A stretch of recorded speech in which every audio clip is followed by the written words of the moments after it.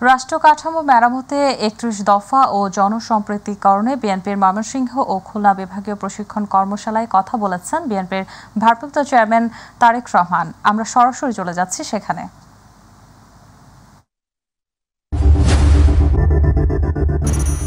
করা চলবে না। তারা যদি ভিতরে ভিতরে কাজ করে, তারা যদি মহিলাদের ভিতরে কাজ করে, তারা যদি ছাত্রছাত্রীদের ভিতরে কাজ করে, তারা যদি সমাজের বিভিন্ন মানুষের ভিতরে কাজ করে, তাহলে আপনাদেরকে আপনার দলের পক্ষ থেকে পরিকল্পনা নিতে হবে। আপনাকে তো কেউ আটকে রাখছে না। আপনি আপনার এলাকার মধ্যে পরিকল্পনা নেন কিভাবে জনগণকে আপনার সাথে রাখবেন, কিভাবে জনগণের কাছে আপনার ভালো জিনিসগুলো পৌঁছে দিবেন, কিভাবে জনগণের সামনে আগামী দিনে কি করবেন সেগুলো আপনি তুলে ধরবেন।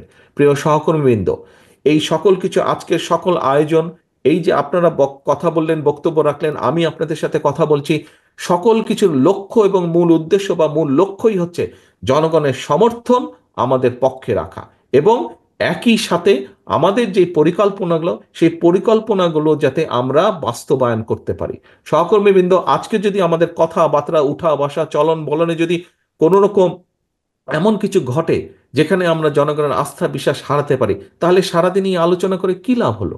সারাদিন তো আলোচনা করে কোনো লাভ হলো না।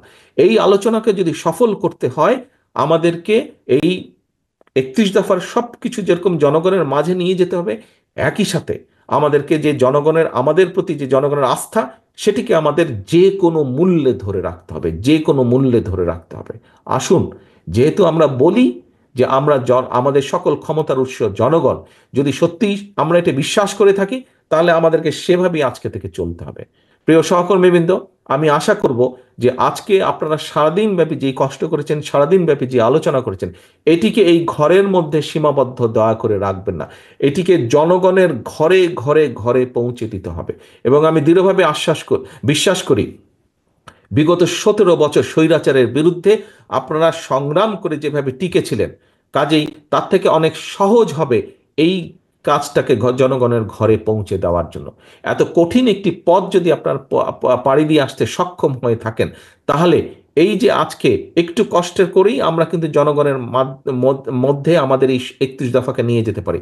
এই কাজটি খুব সহজেই আপনারা করতে সক্ষম হবেন সকলকে সাথে নিয়ে। প্রিয় সহকর্মীবৃন্দ, আপনাদের সকলকে আবারও ধন্যবাদ জানাচ্ছি আজকে সারাদিন এই আলোচনায় অংশগ্রহণ করার জন্য এবং আমাদের একজনের সাথে আরেকজনের মতামত বিনিময় করার জন্য।